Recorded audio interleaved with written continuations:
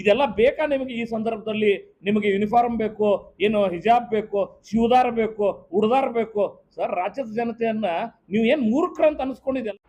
ರಾಜ್ಯದಲ್ಲಿ ಕರ್ನಾಟಕ ಸರ್ಕಾರ ಶಿಕ್ಷಣ ಇಲಾಖೆಯಲ್ಲಿ ಏನು ಸಾಧನೆ ಮಾಡಿದೆಯೋ ಇಲ್ಲೋ ಗೊತ್ತಿಲ್ಲ. ವಿವಾದವನ್ನ ಹುಟ್ಟು ಹಾಕುವಲ್ಲಿ, ಬೇಡದ ಸಂಗತಿಗಳನ್ನು ಮಾಡುವಲ್ಲಿ ಎತ್ತಿದ ಕೈ ಅನ್ನುವಂಥದ್ದನ್ನು ತೋರಿಸಿದೆ. ಹಾಗೆ ಆ ಸರಣಿ ವೈಫಲ್ಯಗಳಲ್ಲಿ, ವಿವಾದಗಳನ್ನು ಹುಟ್ಟು ಹಾಕುವಲ್ಲಿ ಇನ್ನೊಂದರ ಸೇರ್ಪಡೆಯಾಗಿದೆ ಶಾಲಾ ಸಮವಸ್ತ್ರದ ಕುರಿತು ಅವರು ತೆಗೆದುಕೊಂಡಿರುವ ನಿರ್ಣಯ.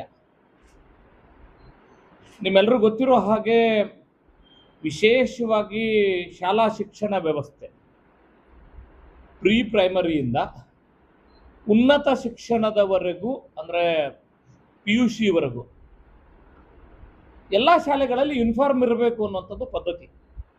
ನಾ ಸುಮ್ಮನೆ ಒಂದು ಆಸಕ್ತಿಯೊಂದಿಗೆ ಯೂನಿಫಾರ್ಮ್ ಯಾವಾಗ ನಿಂತು ಶುರು ಆಯಿತು ಅಂತ ತೆಗೆದೆ. 12ನೇ ಶತಮಾನದಿಂದ ಆರಂಭ ಆಗಿದೆ ಯೂನಿಫಾರ್ಮ್ ಪರಂಪರೆ.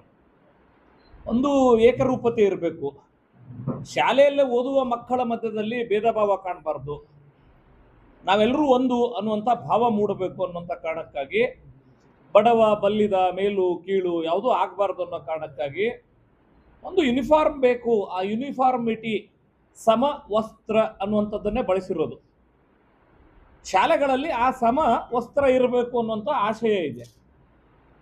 ಡಾಕ್ಟರ್ ಬಾಬಾ ಸಾಹೇಬ್ ಅಂಬೇಡ್ಕರ್ ರಚಿಸಿರುವ ಸಂವಿಧಾನದ ಆಶಯವೂ ಕೂಡ ಎಲ್ಲ ಶಾಲೆಗಳು ಈ ರೀತಿಯ ಒಂದು ಸಮಾನತೆಯ ಕೇಂದ್ರಗಳಾಗಬೇಕು ಅನ್ನುವಂಥದ್ದು ಇದೆ. ದುರ್ದೈವೇನಂದ್ರೆ ಶಾಲೆಗಳಲ್ಲೂ ಕೂಡ ನೀವು ವಸ್ತ್ರಗಳನ್ನೇ ಇಟ್ಟುಕೊಂಡು ಮತ ರಾಜಕಾರಣ ಮಾಡುವಂಥ ದುಸ್ಥಿತಿಗೆ ಇವತ್ತಿನ ಸರ್ಕಾರ ತಲುಪಿದೆ. ಅದನ್ನ ಇಟ್ಕೊಂಡು ಅವ್ರು ಮಾತನಾಡೋ ರೀತಿ ನೋಡ್ರಿ. ಅವತ್ತು ಸನ್ಮಾನ್ಯ ಮಧು ಬಂಗಾರಪ್ಪನವ್ರು ಪ್ರೆಸ್ ಮೀಟ್ ಮಾಡೋದು, ನನಗೆ ರಾಜ್ಯದ ಶಿಕ್ಷಣ ವ್ಯವಸ್ಥೆ ಬಗ್ಗೆ, ಸನ್ಮಾನ್ಯ ಮಧು ಬಂಗಾರಪ್ಪನವ್ರ ಬಗ್ಗೆ, ಶಿಕ್ಷಣ ಇಲಾಖೆ ರಾಜ್ಯ ಸರ್ಕಾರದ ಬಗ್ಗೆ ಕರುಣೆ ಹೋಗ್ತಾ ಇದೆ. ಮಧು ಬಂಗಾರಪ್ಪನವ್ರ ಪ್ರೆಸ್ ಮೀಟ್ನೊಳಗಿಂದ ಅವತ್ತು ತೆಗೆದು ನೋಡ್ರಿ, ಬೇಕಾದ್ರೆ ನಂತರ ನಿಮ್ಗೆ ಕಳಿಸಂದ್ರೆ ಕಳಿಸ್ತೀನಿ. ಶಿಕ್ಷಣ ಮಂತ್ರಿ ಕೂತ್ಕೊಂಡಿದ್ರು ಅಷ್ಟೇ ಪಾಪ. ಪಕ್ಕದಲ್ಲಿರುವ ಒಬ್ರು ಶಾಸಕರು ಹೇಳ್ಕೊಡ್ತಿದ್ರು ಏನು ಹೇಳಬೇಕು ಅಂತ ಹೇಳಿ. ಅವ್ರು ಪೇಪರ್ ತೆಗೆದು ಕೊಡ್ತಿದ್ರು ಒಬ್ಬ ಶಾಸಕರು, ನೀವು ಇದನ್ನೇ ಯಾಕೆ ಹೇಳಬೇಕು, ಇದನ್ನೇ ಯಾಕೆ ಹೇಳಬೇಕು. ಒಂದು ರೀತಿ ಶಿಕ್ಷಣ ಮಂತ್ರಿಗಳು ಈ ಸಮವಸ್ತ್ರದ ವಿಷಯದಲ್ಲಿ ಪಪೆಟ್, ಅವರೊಂದು ರೀತಿ ಸೂತ್ರದ ಗೊಂಬೆ ಆಗಿದ್ರು ಅನ್ನೋ ರೀತಿಯಲ್ಲಿ ಆ ಪ್ರೆಸ್ ಮೀಟ್ ಇದೆ, ನೀವು ನೋಡಿ. ಇವತ್ತು ಶಿಕ್ಷಣದ ವ್ಯವಸ್ಥೆ, ಶಿಕ್ಷಣದ ಪ್ರಸರಣ ಯಾವ ರೀತಿ ಆಗ್ತದ ಸರ್? ಬೇಸಿಕ್ ಇದಕ್ಕೊಂದು ಸೈಕಾಲಜಿ ಆಧಾರದ ಮೇಲೆ. ನೀವು ಯಾವುದೇ ಶಾಲೆ ಒಳಗೆ ನೀವು ಶಿಕ್ಷಣ ಕೊಡುವ ಮೊದಲು ಮಾನಸಿಕತೆಯನ್ನು ತಯಾರು ಮಾಡೋದು ಬಹಳ ದೊಡ್ಡ ಜವಾಬ್ದಾರಿ. ಆ ಮಾನಸಿಕತೆಯನ್ನು ತಯಾರು ಮಾಡುವಲ್ಲಿ ಸಮವಸ್ತ್ರಕ್ಕೂ ಒಂದು ಪಾತ್ರ ಇದೆ. ದುರ್ದೈವೇನಂದ್ರೆ ಇವತ್ತು ಬೇಡದ ವಿಷಯಗಳನ್ನ ಇಟ್ಕೊಂಡು ಶಾಲೆಯ ವಾತಾವರಣ ಹಾಳು ಮಾಡುವ ಕೆಲಸ ಏನು ಕರ್ನಾಟಕ ಸರ್ಕಾರ ಮಾಡ್ತಾ ಇದೆ, ತಕ್ಷಣ ನಿಲ್ಲಿಸಬೇಕು ಅನ್ನೋಂಥ ಆಗ್ರಹವನ್ನು ನಾನು ಮಾಡ್ತೇನೆ. 2022ರಲ್ಲಿ ಆಗಿನ ಸರ್ಕಾರ ಹೊರಡಿಸಿರುವ ನಡಾವಳಿ ಈ ಸರ್ಕಾರ ಹಿಂತೆಗೆದುಕೊಂಡಿದೆ. ಅದರದ್ದೇನಿದೆ ವಿಷಯ? ರಾಜ್ಯದ ಎಲ್ಲಾ ಶಾಲಾ ಕಾಲೇಜುಗಳಲ್ಲಿ ವಿದ್ಯಾರ್ಥಿಗಳು ವಸ್ತ್ರ ಸಂಹಿತೆಯ ಕುರಿತು, ಏನು ಯೂನಿಫಾರ್ಮ್ ಬಗ್ಗೆ ಒಂದು ಕೋಡ್ ಇದೆ, ಅದರ ಕುರಿತು ಅನ್ನೋಂಥದ್ದಕ್ಕೆ ಬಹಳ ಸ್ಪಷ್ಟವಾಗಿರುವಂಥ ಆದೇಶ. ಈಗ ಇವ್ರು ತಗೊಂಡಿರೋದ್ರಲ್ಲಿ ಏನಿದೆ? ಈಗ ಹಿಂತೆಗೆದುಕೊಂಡ್ರು ಮೊನ್ನೆ. ರಾಜ್ಯದ ಶಾಲೆಗಳು ಮತ್ತು ಕಾಲೇಜುಗಳಲ್ಲಿ ಏಕರೂಪತೆ, ಸಮಾನತೆ, ಜಾತ್ಯತೀತತೆ ಹಾಗೂ ಎಲ್ಲರಿಗೂ ಸಮಾನ ಶಿಕ್ಷಣ ಒದಗಿಸುವ ಉದ್ದೇಶದಿಂದ ಸರ್ಕಾರದ ಆದೇಶ ಸಂಖ್ಯೆ EP14/SHH 2022 ದಿನಾಂಕ 5/2/2022 ಹಿಂಪಡೆಯುವ ಹೊಸ ನಿರ್ದೇಶಗಳನ್ನು ಹೊರಡಿಸುವ ಕುರಿತು. ಸರ್, ಇವರು ಹೊರಡಿಸಿರುವ ಆ ಆದೇಶದೊಳಗೆ ಏನೇನದ ಅನ್ನೋದು ಹೇಳ್ತೀನಿ, ನೀವು ಕೇಳ್ರಿ. ಶಿಕ್ಷಣ ಸಂಸ್ಥೆಗಳು ಕೇವಲ ಶೈಕ್ಷಣಿಕ ಬೋಧನಾ ಕೇಂದ್ರಗಳಲ್ಲ, ಬದಲಾಗಿ ವಿದ್ಯಾರ್ಥಿಗಳು ವೈಜ್ಞಾನಿಕತೆ, ವೈಚಾರಿಕತೆ, ಸಮಾನತೆ, ಘನತೆ, ಭಾತೃತ್ವ, ಶಿಸ್ತು, ಪರಸ್ಪರ ಗೌರವ, ಸಾಮಾಜಿಕ ಸಾಮರಸ್ಯ ಮತ್ತು ಜವಾಬ್ದಾರಿಯುತ ನಮ್ಮ ಸಂವಿಧಾನ, ಪ್ರಜಾಪ್ರಭುತ್ವದ ಮೌಲ್ಯಗಳನ್ನು ಕಲಿಯುವ ಸಂವಿಧಾನಿಕ ಕೇಂದ್ರಗಳಾಗಿವೆ. ಇವರು ಉದ್ದೇಶದೊಳಗೆ ಇಷ್ಟೆಲ್ಲ ದೊಡ್ಡ ದೊಡ್ಡ ಶಬ್ದಗಳನ್ನು ಬಳಕೆ ಮಾಡ್ತಾರೆ. ಅದರ ನಿರ್ಣಯದೊಳಗೆ ನೋಡ್ರಿ, ನಿರ್ಣಯ ಪಾಠದೊಳಗೆ ಅವ್ರು ಯಾವ ರೀತಿ ಒಂದು ಅನ್ಯಾಯವನ್ನು ಎಸಗು ಕೆಲಸ ಮಾಡ್ಯಾರ ಅಂತ ಹೇಳಿದ್ರೆ, ಆ ನಿರ್ಣಯದ ಪಾರ್ಟ್ನೊಳಗೆ ಆ 2022 ಹಿಂತೆಗೆದುಕೊಳ್ಳಾಗಿ ಸುಪ್ರೀಂ ಕೋರ್ಟ್ನಲ್ಲಿ ಇದೆ ಸರ್. ಅದು ಏನಾಗಿದೆ? ಹೈಕೋರ್ಟು ವಸ್ತ್ರ ಸಂಹಿತೆಯನ್ನು ಪಾಲನೆ ಮಾಡಬೇಕು ಅಂತ ಕರ್ನಾಟಕ ಸರ್ಕಾರದ ಆದೇಶ ಹಿಡಿದಿದೆ. ಅದರ ಮೇಲೆ ವಿದ್ಯಾರ್ಥಿಗಳು ಯಾರು ಅವತ್ತು ವಿದ್ಯಾರ್ಥಿಗಳು ಹೋಗಿದ್ರು ಸುಪ್ರೀಂ ಕೋರ್ಟ್ಗೆ ಹೋಗ್ತಾರೆ. ದ್ವಿಸದಸ್ಯ ಬೆಂಚ್ನಲ್ಲಿ 2 ಅಭಿಪ್ರಾಯ ಬಂದಿದೆ. ಒಂದು ಯೂನಿಫಾರ್ಮಿಟಿ ಇರಬೇಕು ಅನ್ನೋದು ಅಷ್ಟೇ ಮುಖ್ಯದ, ಆದ್ರೆ ಮಕ್ಕಳ ಶಿಕ್ಷಣಕ್ಕೆ ತೊಂದರೆ ಆಗಬಾರ್ದು ಅನ್ನೋಂಥ ಇನ್ನೊಬ್ಬ ಜಡ್ಜ್ ಹೇಳ್ತಾರೆ. ಈಗ ಅದು ಚೀಫ್ ಜಸ್ಟಿಸ್ ಆಫ್ ಇಂಡಿಯಾದ ಎದುರುಗಡೆ ಇತ್ತು. ಇವ್ರೇನ್ ಮಾಡಿದ್ರು ತಕ್ಷಣ ಈ ಸುತ್ತೋಲೆ ಸರ್ಕಾರ ಬಂದು ಎಷ್ಟು ವರ್ಷ ಆಯ್ತು ಸರ್? ಇದು 3 ವರ್ಷ ಆಯ್ತು. 2022ರ ಸುತ್ತೋಲೆಯನ್ನ ಈಗ ಯಾಕೆ ಹಿಂತಕೊಂಡ್ರಿ? ಇದರ ಹಿಂದಿನ ರಾಜಕೀಯ ಮರ್ಮ ಏನು?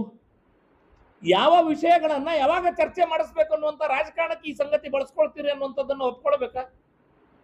ಎರಡನೇ ಸಂಗತಿ, ಇವರು ಆದೇಶದೊಳಗೆ 3ನೇ ಪಾಯಿಂಟ್ ಅನ್ನು ಓದಿ ಹೇಳ್ತೀನಿ. ವಿದ್ಯಾರ್ಥಿಗಳು ನಿಗದಿಪಡಿಸಲಾದ ಸಮವಸ್ತ್ರದೊಂದಿಗೆ, ನೋಡ್ರಿ ವಿದ್ಯಾರ್ಥಿಗಳು ಈಗೇನವ್ರು ಹೇಳ್ಕೊಳತ್ತಾರಲ್ಲ, ಮಧು ಬಂಗಾರಪ್ಪನವರ ಪ್ರೆಸ್ ಮೀಟಿಗೂ ಇಲ್ಲಿರುವ ಅಂಶಗಳದಾಗ ಸಾಕಷ್ಟು ಗ್ಯಾಪ್. ವಿದ್ಯಾರ್ಥಿಗಳು ನಿಗದಿಪಡಿಸಲಾದ ಸಮವಸ್ತ್ರದೊಂದಿಗೆ ಅಂದ್ರೆ ಸಮವಸ್ತ್ರನೂ ಧರಿಸಲೇಬೇಕು ಅವರು. ಸೀಮಿತ ಸಾಂಪ್ರದಾಯಿಕ ಹಾಗೂ ಪದ್ಧತಿ ಆಧಾರಿತವಾದ ಸಂಕೇತಗಳನ್ನು ಧರಿಸಲು ಅನುಮತಿಸಲಾಗಿದೆ. ಅವರು ಎಷ್ಟು ಕೆಟ್ಟ ಸ್ಥಿತಿಗೆ ಇವರು ತಲುಪ್ಯಾರ ಅಂತ ಹೇಳಿದ್ರ, ಒಂದ್ ಕಡೆ ಯೂನಿಫಾರ್ಮ್ ಹಾಕೊಡ್ರಿ ಅಂತ ಹೇಳ್ತಾರ, ಇನ್ನೊಂದು ಕಡೆ ಸೀಮಿತ ಸಾಂಪ್ರದಾಯಿಕ ಹಾಗೂ ಪದ್ಧತಿ ಆಧಾರಿತವಾಗಿರೋದನ್ನು ಧರಿಸ್ರಿ ಅಂತ ಹೇಳ್ತಾರೆ. ಶಾಲೆಗಳಲ್ಲಿ ಇಷ್ಟೊಂದು ದೊಡ್ಡ ಪ್ರಮಾಣದ ರಾಜಕಾರಣ ಬೇಕಾ? ಮಂತ್ರಿಗಳೇ, ಮುಖ್ಯಮಂತ್ರಿಗಳೇ, ಈ ರಾಜ್ಯ ಸರ್ಕಾರಕ್ಕೆ ಇದು ಬೇಕಾ? ಶಾಲೆಗಳಿಗೆ ನಾನು ತಮ್ಮೆಲ್ಲರ ಮೂಲಕ ಆಗ್ರಹ ಮಾಡ್ತೇನೆ, ಶಾಲೆಗಳನ್ನ ಶೈಕ್ಷಣಿಕ ಕೇಂದ್ರಗಳಾಗಿ ಇರಲು ಬಿಡಿ.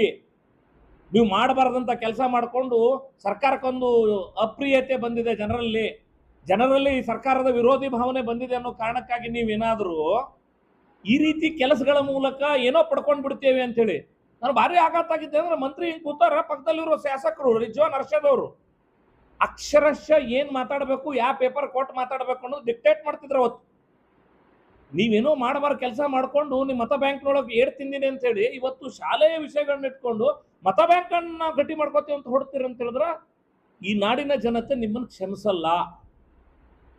ದಯವಿಟ್ಟು ಕಾರಣಕ್ಕಾಗಿ ಶಾಲೆಗಳಲ್ಲಿ ಏನು ವಾತಾವರಣ ಕೆಡಿಸುವ, ಕುಲುಷಿತಗೊಳಿಸುವ ಕೆಲಸಕ್ಕೆ ಕೈ ಹಾಕಿದ್ರೆ ಹಿಂಸರಿ.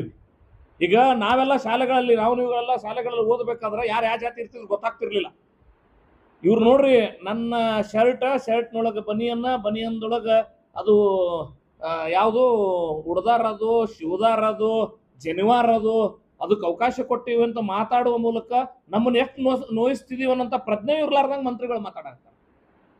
ನೋಡ್ರಿ, ಮಧು ಬಂಗಾರಪ್ಪನವ್ರೆ, ನಿಮ್ ತಂದೆಗೂ ಈ ರಾಜ್ಯದ ಮುಖ್ಯಮಂತ್ರಿ ಆಗುವಂತ ಅವಕಾಶ ಸಿಕ್ಕಿತ್ತು, ನಿಮಗ್ ಮಂತ್ರಿ ಆಗೋ ಅವಕಾಶ ಸಿಕ್ಕದ.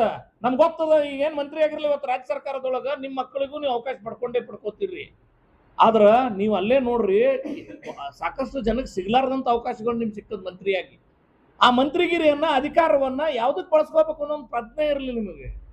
ಇವತ್ತು ನಿಮ್ಮ ಪಕ್ಷದೊಳಗನೆ ನನ್ಗ ಕೆಟ್ಟ ಅನ್ಸುದೇನಂದ್ರ ಆರ್ ವಿ ದೇಶಪಾಂಡೆ, ಅವತ್ತು ರಾಯರೆಡ್ಡಿ ಅವರು, ಟಿ.ಬಿ. ಜಯಚಂದ್ರ ಅಂತ ಹಿರಿಯರು, ಅವ್ರಿಗೆ ಮಂತ್ರಿಗಿರಿ ಸಿಕ್ಕಿಲ್ಲ. ನೀವು ಪಡ್ಕೊಂಡವ್ರು ಒಣ ರಾಜಕಾರಣಕ್ಕೆ ಮಂತ್ರಿಗಿರಿ ಬಳಸ್ಕೊಳ್ಳೋಂತ ದುರ್ಸ್ಥಿತಿಗೆ ತಲುಪೋದ್ರ ಗತಿ ಏನಿದು? ಒಂದು ಕಾಂಗ್ರೆಸ್ ಸರ್ಕಾರ ಹಾಳಾದ ಸ್ಥಿತಿಯಲ್ಲಿ ಅದ, ಅದರದ್ದು ಕೆಟ್ಟದ್ದನ್ನ ಅನುಭವಿಸೋ ಸ್ಥಿತಿ ಕರ್ನಾಟಕಕ್ಕೆ ಬಂದದ. ನಾನು ಅಪರೂಪದ ಒಂದು ಅಧಿಕಾರ ನಿಮ್ ಕೈಗಳಿಗೆ ಸಿಕ್ಕದ, ಅಧಿಕಾರ ಸಿಕ್ಕಾಗ ಏನ್ ಒಳಿತು ಮಾಡ್ಬೇಕಂತ ನೋಡ್ಬೇಕಾಗಿ ಹೊರತಾಗಿ ಧರ್ಮಗಳ ನಡಬರ್ಕೆ ತಂದಿಡುವ ಅದೇ ವಿಷಯಗಳನ್ನ ಕ್ಯಾಂಪಸ್ಗಳಲ್ಲಿ ಚರ್ಚೆ ಮಾಡಿಸೋದು ಮಾಡಬೇಡ್ರಿ. ದಯವಿಟ್ಟು ನಿಮ್ಮೆಲ್ಲರ ಮೂಲಕ ನಾನು ಆಗ್ರಹ ಮಾಡ್ತೀನಿ. ಸನ್ಮಾನ್ಯ ಶಿಕ್ಷಣ ಸಚಿವರೇ, ನೀವು ಮಾಡ್ಬೇಕಾದ ಕೆಲಸ ಭಾಳ ಹೇಳ್ತೀನಿ, ಕೇಳ್ಕೊರಿ ಸರ್. 1 ವರ್ಷದಿಂದ ಪ್ರೆಸ್ ಮೀಟ್ ಮಾಡಿದಾಗ ಅಥವಾ ಸದನದಲ್ಲಿ ಅಂಕಿಅಂಶಗಳನ್ನು ತೆಗೆದುಕೊಂಡಾಗ ಹತ್ತತ್ರ 65,000 ಶಿಕ್ಷಕರ ಹುದ್ದೆ ಖಾಲಿ ಅವ. ಏನಾಗಿದೆ ಸ್ವಾಮಿ, 65,000 ಹುದ್ದೆ ಖಾಲಿ ಅದಾವ. ಇವತ್ತು ಈ ನಾ ಪ್ರೆಸ್ ಮೀಟ್ ಮಾಡೋಳಗ ಕಳೆದ ಬಾರಿ ಉತ್ತರ ಕೊಟ್ಟ ನಂತರ ಖಾಲಿ ಆಗಿರೋ ಹುದ್ದೆ ಈ ಮೇ ಎಂಡ್ ಒಳಗೆ ಸರ್ ಹತ್ತತ್ರ ನನ್ನ ಲೆಕ್ಕಕ್ಕೆ 1,00,000ವರೆಗೂ ಶಿಕ್ಷಕರ ಹುದ್ದೆ ಖಾಲಿ ಆಗ್ಬೋದು. ಪ್ರಾಥಮಿಕ, ಪ್ರೌಢ, ಪದವಿ ಪೂರ್ವ ಮಧು ಬಂಗಾರಪ್ಪನವ್ರದ್ದು ಖಾತೆ ಬರ್ತದೆ, ಅಲ್ಲೇ ಹತ್ತತ್ರ 1,00,000 ಜನರ ಹುದ್ದೆ ಖಾಲಿ ಇರ್ಬೋದು. ಅದು ಅಗತ್ಯತೆಯೂ ಇದೆ. ಇವತ್ತು ಸರ್ಕಾರಿ ಶಾಲೆಗಳ ಸಂಖ್ಯೆ ಬಂದಾಗ ಹೋಗುವಂತ ಸ್ಥಿತಿ ಬಂದದ. ಸರ್ಕಾರಿ ಶಾಲೆಗಳು ಬಂದ್ ಆಗ್ಲಾಗ್ತಾವ.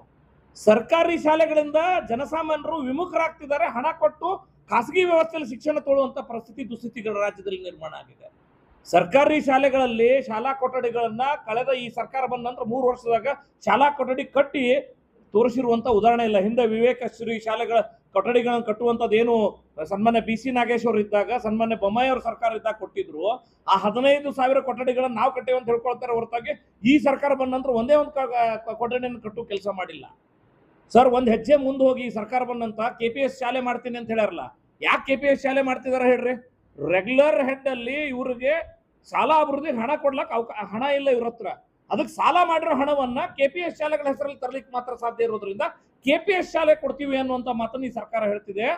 ದಿವಾಳಿ ಎದ್ದಿರೋ ಸರ್ಕಾರ ಸರ್ಕಾರಿ ಶಾಲೆಗಳನ್ನ, ಸರ್ಕಾರಿ ಶಾಲಾ ವಾತಾವರಣವನ್ನ, ಸರ್ಕಾರಿ ಶಾಲೆಗಳಲ್ಲಿ ಓದುವ ಮಕ್ಕಳ ಪಠ್ಯಕ್ರಮವನ್ನು ಹಾಳು ಮಾಡಿ ಈಗ ಯೂನಿಫಾರ್ಮ್ ಹಾಕೋಬೇಕು, ಶಿವದಾರ್ ಹಾಕೋಬೇಕು, ಏನು ಉಡದಾರ್ ಹಾಕೋಬೇಕು ಅಂತ ಹೇಳ್ತಿರಲ್ಲ. ನಾಚಿಕೆ ಬರೋದಿಲ್ಲ ನಿಮಗೆ? ನಾಚಿಕೆ ಬರೋದಿಲ್ಲ? ಯಾವ ವಿಷಯವನ್ನ ನೀವು ಶೈಕ್ಷಣಿಕ ವಿಷಯನ್ನಾಗಿ ರಾಜ್ಯದಲ್ಲಿ ಚರ್ಚೆ ಮಾಡಿಸೋ ಬಯಸಿದಿರಿ ಸರ್? ನಿಮ್ಗೇನಾದ್ರೂ ಬದ್ಧತೆ ಇದ್ರೆ ನಿಮ್ಗೆ ಅವಕಾಶ ಕೊಟ್ಟನ ಭಗವಂತ. ನಿಮಗೆ ಬದ್ಧತೆ ಇದ್ರೆ ಇನ್ನೂ 2 ವರ್ಷ ನಿಮ್ಗೆ ಅವಕಾಶ ಅದ. ಅಕಸ್ಮಾತ್ ನಿಮ್ ಹೈಕಮಾಂಡ್ ಒಪ್ಕೊಂಡ್ರೆ, ಸಿದ್ದರಾಮಯ್ಯನವ್ರೆ, ನೀವು ಸನ್ಮಾನ್ಯ ಶಿಕ್ಷಣ ಸಚಿವ್ರೆ, ಈ ತಿಂಗಳೊಳಗ ಅಧಿಕಾರ ಬದಲಾಗ್ತನ್ನುವಂತ ಒಂದು ಭಯದೊಳಗ ಏನೇನೋ ಮಾಡುವಂತ ಕೆಲಸ ಮಾಡಬೇಡ್ರಿ. ಖಂಡಿತ ಹೇಳ್ತೀನಿ, ಅಧಿಕಾರ ಶಾಶ್ವತ ಅಲ್ಲ. ಆದ್ರೆ ಅಧಿಕಾರ ಸಿಕ್ಕಾಗ ನಾವ್ ಏನ್ ಮಾಡ್ತೇವೆ ಅನ್ನೋದು ಬಹಳ ಮುಖ್ಯವಾಗಿದೆ. ನನಗೆ ಅಪೇಕ್ಷೆ ಅದ, ಈ ಸರ್ಕಾರ ಶಾಲಾ ಕೊಠಡಿಗಳ ನಿರ್ಮಾಣಕ್ಕೆ ಹಣ ಕೊಡಿ, ಶಿಕ್ಷಕರ ನೇಮಕಾತಿ ಮಾಡ್ಕೊಳ್ಳಿ, ಶಾಲೆಗಳಿಗೆ ಬೇಕಾಗಿರುವಂತ ಪಠ್ಯ ಪುಸ್ತಕಗಳನ್ನ ಸಮಯಕ್ಕೆ ಸರಿಯಾಗಿ ಕೊಡಿ, ಯೂನಿಫಾರ್ಮ್ ಕೊಡಿ, ಶೂಸ್ ಕೊಡಿ, ಇವತ್ತು ಸೈಕಲ್ ಕೊಡಿ. ಎಲ್ಲವನ್ನೂ ಹೋರಾಟ ಮಾಡಿ ತೆಗೆದುಕೊಳ್ಳಬೇಕಾದಂತ ದುಸ್ಥಿತಿಯಲ್ಲಿಟ್ಟಿರುವಂತ ನೀವುಗಳು ಇದೆಲ್ಲ ಬೇಕಾ ನಿಮಗೆ? ಈ ಸಂದರ್ಭದಲ್ಲಿ ನಿಮಗೆ ಯೂನಿಫಾರ್ಮ್ ಬೇಕು, ಏನು ಹಿಜಾಬ್ ಬೇಕು, ಶಿವದಾರ್ ಬೇಕು, ಉಡದಾರ್ ಬೇಕು? ಸರ್, ರಾಜ್ಯದ ಜನತೆಯನ್ನ ನೀವು ಏನ್ ಮೂರ್ಖರಂತ ಅನ್ಸ್ಕೊಂಡಿದ್ದೆಲ್ಲ ಕೈ ಹಾಕಿ ಯಾವ ವಿಷಯವನ್ನು ಯಾವಾಗ ಚರ್ಚೆ ಮಾಡಿಸಬೇಕು, ಯಾವ ನೆರೇಟಿವ್ ಹೇಗೆ ಬಿಲ್ಡ್ ಮಾಡ್ಬೇಕು ಅನ್ನೋದಕ್ಕೆ ಶಾಲೆಯ ವಿಷಯನ ಬಳಕೆ ಮಾಡ್ಕೊಳ್ತಿದ್ರಲ್ಲ, ಇದು ಅಕ್ಷಮ್ಯವಾಗಿದೆ ಅನ್ನೋಂಥದ್ದನ್ನ ಖಂಡಿತ ಹೇಳ್ತೇನೆ. ಕರ್ನಾಟಕ ಸರ್ಕಾರ ಈ ಬೇಡದ ಸಂಗತಿಗಳ ಚರ್ಚೆಯಿಂದ ಬದಿಗೆ ಸರಿದು ನೀವು ಶಾಲೆಗೆ ಅಲ್ಲಿ ಮಕ್ಕಳು ಪಾಲಕರು ಬಹಳ ಪ್ರಬುದ್ಧರಿದ್ದಾರೆ. ನೀವು ಮಾಡಿರೋ ಆದೇಶದ ಹುನ್ನಾರಗಳನ್ನ ಅರ್ಥ ಮಾಡ್ಕೊಳ್ತಾರೆ. ಶಿಕ್ಷಣ ಕ್ಷೇತ್ರಕ್ಕೆ ಬೇಕಾಗಿರುವುದನ್ನ ಕೊಡುವ ಕೆಲಸ ಮಾಡಿ. ಸರಿಯಾದ ಸಂದರ್ಭದಲ್ಲಿ ನೇಮಕಾತಿಗಳಿಲ್ಲ, ಪ್ರಮೋಷನ್ಗಳಿಲ್ಲ, ಸಂಬಳ ಕೊಡ್ಲಕ್ಕಾಗ್ತಿಲ್ಲ. ಅದನ್ನೆಲ್ಲ ಬಿಟ್ಟು ನಿಮ್ಮ ವೈಫಲ್ಯಗಳನ್ನ ಮುಚ್ಚಿಡೋ ಸಲುವಾಗಿ ಎಲ್ಲಿ ಅಧಿಕಾರ ನಮ್ಮ ಕೈಯಿಂದ ಹೋಗ್ಬಿಡುತ್ತೆ, ಮುಖ್ಯಮಂತ್ರಿ ಬದಲಾವಣೆ ಆಗುತ್ತೆ, ನನ್ನ ಶಿಕ್ಷಣ ಖಾತೆ ಹೋಗ್ಬಿಡ್ತದೆ ಅಂತೇಳಿ ಈ ವಿವಾದಗಳನ್ನು ಹುಟ್ಟು ಹಾಕಿ ಜನರನ್ನ ನೀವು ಮೋಸ ಮಾಡ್ತಿರೋದ್ರಿಂದ ಹಿಂಸರಿಬೇಕು ಅನ್ನೋ ಆಗ್ರಹವನ್ನು ಈ ಸಂದರ್ಭದಲ್ಲಿ ಮಾಡ್ತಾನೆ. ಶಿಕ್ಷಣ ಕ್ಷೇತ್ರಕ್ಕೆ ಬೇಕಾಗಿರುವಂತ ಅನುದಾನವನ್ನು ಕೊಡಿ, ಶಾಲೆಗಳನ್ನ ಸುಸ್ಥಿತಿಗೆ ತೊಂಬನ್ನಿ, ಜನ ಗುಣಮಟ್ಟದ ಶಿಕ್ಷಣಕ್ಕಾಗಿ ಸರ್ಕಾರಿ ವ್ಯವಸ್ಥೆಗೆ ನೋಡುವಂತ ಸ್ಥಿತಿಯನ್ನು ನಿರ್ಮಾಣ ಮಾಡಿ ಅನ್ನುವಂತ ಆಗ್ರಹವನ್ನು ಈ ಸಂದರ್ಭದಲ್ಲಿ ನಾ ಮಾಡ್ತೇನೆ.